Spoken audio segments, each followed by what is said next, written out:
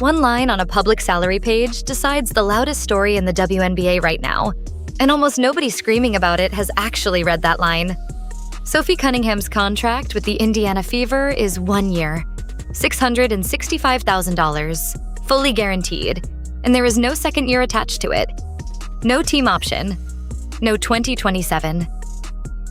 When Indiana's season ends, that paper expires on its own. Quietly. Without a memo, without a vote, without a single executive having to say a word out loud. And here is the part that should stop you cold. The number sitting next to her name in the dead money column is the exact same number as her salary, which in plain English means the Fever could not cut her this season to save a single dollar even if they wanted to. Everything you have heard about Sophie being banished, blackballed, or run out of the league was decided by an expiration date signed in April, not by a conspiracy signed in August. And there is one figure buried in a different player's renegotiation that decides her future more than any opinion she has ever given. We will get to that one, because it is the receipt nobody in this argument has bothered to look up. Let us start where the paper trail actually starts, because the timeline matters and most people have it backwards. On April 12th of 2026, the Indiana Fever announced they had re-signed Sophie Cunningham as a free agent. The team said it publicly, on its own website. And General Manager Amber Cox went on record saying Cunningham is always willing to step in and do whatever it takes to win. That is a front office endorsement in writing from the person who controls the roster. Cunningham herself said she loved everything about her teammates and the organization, that the group fought through a ton of adversity, and that it was important to her to see through what they started. Nothing about that is a team distancing itself from a player. Then, 8 days later, on April 20th, Cunningham went on her own podcast and admitted the contract was, in her words, a little frustrating. The clip exploded within hours, and the next day she stood in front of reporters at training camp and cleared the whole thing up herself. What she said at that podium is the receipt everyone skipped. She said it made her sound snotty and ungrateful, and that was the last thing she ever wanted. She said she was so grateful that she knew she was coming off a pretty big knee injury, and that it was never about the money, it was about the years. She wanted more than 1 year. She wanted a home. She said she was almost 30 years old and wanted to get established somewhere, and she would love to get established in a place like Indiana. She even wrote publicly that she wanted a house so she could bring her dog and her donkey to Indianapolis with her, which is genuinely the most Sophie Cunningham sentence ever committed to the internet. And honestly, a donkey in Indiana is a better free agency pitch than half the front offices in this league have ever made. But strip the humor out and look at what is left. In April, before a single political headline existed, Sophie Cunningham asked for years and got one. That is a front office decision, and it happened months before the controversy that everyone now blames it on. If you have made it this far, do me one favor before the next receipt lands, because the next one is where this stops being a contract story and becomes a league story. Hit that like button, drop a comment telling me whether you think Indiana ever intended to give her multiple years, and subscribe, because we track the paper on this channel, not the noise. Now let us talk about July 21st. On July 21st of 2026, ESPN published a feature profile on Cunningham. Inside that profile was a short section where she was asked about her political views, and she said she wanted to protect young girls in a locker room, and young girls in sport who should not have to go against biological men. She also said she had received a lot of negative feedback about hating trans people, and that she never once said that. She said she was there to extend love, but that with love comes truth. She rejected the nickname some fans had stuck on her and said she considers herself very much in the middle. And here's the detail that turns this entire national screaming match into something close to theater. The collective bargaining agreement that took effect for the 2026 season already states, in writing, that only players who are women are eligible to play in the WNBA. That language is in the contract that governs the entire league. Multiple outlets pointed it out. There is currently no transgender woman playing in the WNBA, and none seeking entry. So sit with that for a second. The most explosive off-court controversy in modern WNBA history is a fight over a rule that the league and the players' union already agreed to and already wrote down. That is not spin. That is the document. And it leads directly to the single most revealing institutional fact of this entire saga, which is what the league office did next. Because what the league office did next was nothing. No fine, no suspension, no conduct review announced. No statement of discipline against Sophie Cunningham for those comments at all. And that silence is not an accident, because we know exactly what this league looks like when it does decide to act. Here is what it looks like when the WNBA acts. On July 28th, the Fever played the Storm in Seattle. Two 16-year-old girls sat courtside wearing XXXY athletic shirts, holding a sign that read, "Thank you, Sophie, for speaking up for girls." According to reporting from multiple outlets, Storm co-owner Celeste Keaton confronted those two teenagers and hit them with an expletive-laced insult. 2 days later, the league moved. The WNBA fined Celeste Keaton and suspended her from the Storm's next 5 home games for a violation of the league's conduct standards. The Storm put out an apology. Majority owner Ginny Gilder said the team was committed to creating an inclusive environment where every fan is treated with respect. Then the organization released a second statement saying it respected the league's decision to fine and suspend its own co-owner. That is a full institutional response, start to finish, in roughly 48 hours. So now put the two side by side, because this is the comparison that makes the blackball theory collapse under its own weight. The league office reviewed an owner's conduct and issued money and games. The league office reviewed a player's speech and issued absolutely nothing. If the WNBA wanted a paper trail against Sophie Cunningham, it had the mechanism, it had the precedent, it had the conduct clause, and it used that exact clause on a part owner within 2 days. It chose not to use it on her. And people inside the media noticed.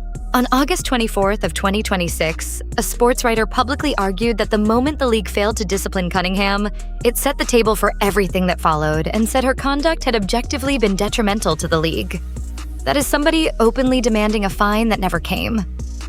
You do not have to agree with a word of it to see what it proves. The pressure to punish her existed. The punishment did not. But that is not even the wild part, because the union has paperwork in this too. Weeks after the ESPN profile, the Players Association issued its own statement praising the different lived experiences, cultures, lifestyles, and opinions inside the league. That is a union document released into the middle of a firestorm, and it never named Cunningham and never disciplined anyone. Meanwhile, the circus around the games got louder than anything happening on the court. There were rallies outside arenas. There were counter-protesters. A former NBA big man publicly announced he was declaring for the WNBA draft, then got himself ejected from a Fever game in Chicago in August. Fans reported being told to cover up shirts. And through every single night of that, Sophie Cunningham kept lacing them up and playing basketball for a team fighting for playoff position. Say what you want about her politics. The woman did not miss a shift. Now here is the rung nobody has climbed, and it is the one that actually decides whether Sophie Cunningham is in an Indiana Fever uniform in 2027. It has nothing to do with speech, it is arithmetic. Under the new collective bargaining agreement, the WNBA salary cap exploded from roughly $1.5 million to about $7 million, driven by a historic revenue-sharing model the players fought for. That sounds like unlimited money. It is not. And Indiana is the exact team where it stops being unlimited. Because the Fever are carrying 2 former all-WNBA players who came in on rookie deals, and the new agreement created a provision that lets a player on an initial contract renegotiate that deal upward if she performs at an exceptional level. Aliyah Boston used it. Her 2026 salary jumped from $574,612 to $1 million, and she re-signed on a 3-year extension at a veteran number. 1 provision, 1 signature. Nearly $500,000 off Indiana's flexibility in a single afternoon. And now the part that changes everything. Caitlin Clark, as a former all-WNBA selection, becomes eligible for that same jump next season in her 4th year. Read that again slowly. The greatest financial bargain in the history of this league is about to stop being a bargain, and the Indiana Fever front office has known that date was coming for months. Cunningham is currently the 5th highest paid player on the roster and is on what the league calls a protected contract. One of only 6 Indiana is permitted to hand out. 6. That is the whole toolbox. So when you ask whether Indiana will bring Sophie Cunningham back, the honest answer is that the Fever have to fit a superstar raise, a $1 million center, a veteran guard core, and a bench into a cap that got bigger for everybody at once, which means the market got more expensive for everybody at once too. That is the machine. Not a memo, not a blacklist. a spreadsheet with Caitlin Clark's name at the top of it. And here's what almost nobody noticed. The WNBA has absolutely fined Sophie Cunningham before, repeatedly, on the record with money leaving her bank account. She said herself on her podcast that the league fined her 3 separate times for things she said on the first 3 episodes of that show. And what got her hit was going after officiating, saying the refs were giving another star every whistle and that she just hates the inconsistency. Think about what that tells you. This league will take her money for criticizing referees. It will not take her money for the comments half the country has been arguing about for 5 weeks. That is not a league trying to erase Sophie Cunningham. That is a league that has looked at the risk of touching her and decided the smarter move is to let a 1-year contract run out and let the calendar do what a suspension never could. Which brings us to the ugly, unsentimental part. And I am not going to sugarcoat it because this channel does not do fan fiction. Her season has been a grind. In 36 games this year, she has averaged roughly 8.6 points, 2.3 rebounds, and 1.2 assists. Last season, before an MCL tear ended her year at 30 games, she shot a career-high 43.2% from 3, which is the exact skill that makes a front office pay a role player. If that number holds up, she is employable in this league for years, and the argument is over. If it does not, teams will hide a basketball decision behind a story about politics, and everyone will spend an entire winter arguing about the wrong thing. Fans online have already floated the harshest version of it, that she will not be on a roster in 2027, that she is building a platform outside basketball, that no franchise wants the circus. Others say she is the most talked about player in the league, and any owner counting ticket revenue would be thrilled to have her. Both camps are guessing. Neither has a document.